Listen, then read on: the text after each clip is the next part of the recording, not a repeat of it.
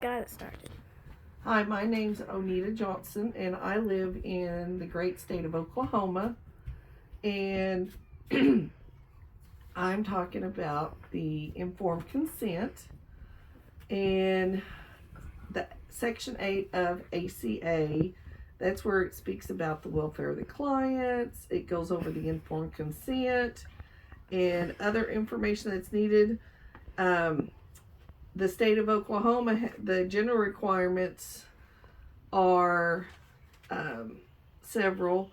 They've got the informed consent requirements, and it speaks of obtaining consent prior to involving a human subject in any research study, providing sufficient time that allows a human subject the opportunity to consider and discuss whether to participate. It goes over some other things. It's got reasonable foreseeable risk of discomforts, reasonable expected benefits. And then I found an informed consent with a counseling center that's in Shawnee, which is about 15 minutes from me. And they start off, it's the Center for Christian Counseling and Care, and they start off with saying they facilitate mental, emotional, relational, and spiritual health in individuals, couples, and families through counseling, education, and related services. They say, "This is our ministry. We do not seek to impose doctrine or our own theological views on our clients, but will certainly seek to utilize our clients' own faith, understanding if they can benefit in treatment." And then they go over confidentiality. They go over court proceedings.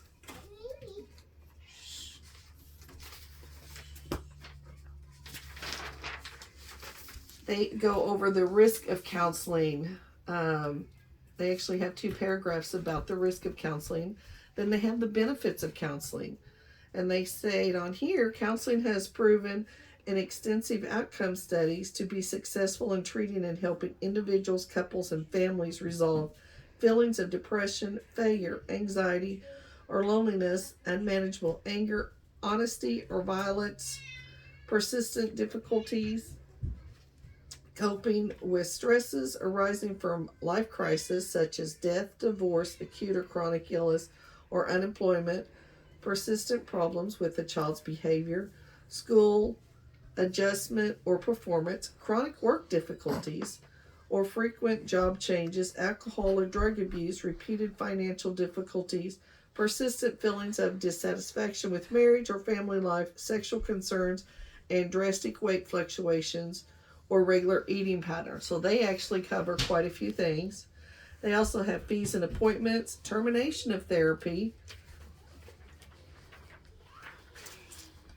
and then they go on, they actually have all theirs connected with their intake form and then with their signature form. One thing I have seen is that I did look at a couple other informed consents, and they all basically go over the same thing. I like this one because, one, it is through a religious type counseling center, which is something I'm hoping to do. I do believe this is something that you definitely need to go over with each individual client, make sure they understand. I'm sure there's probably some agencies probably have added a few additional things just from what they've learned they've needed. And I'm sure every state has some added things and has probably some less things that they put in there. And that's basically the informed consent. Thank you. You have a good day.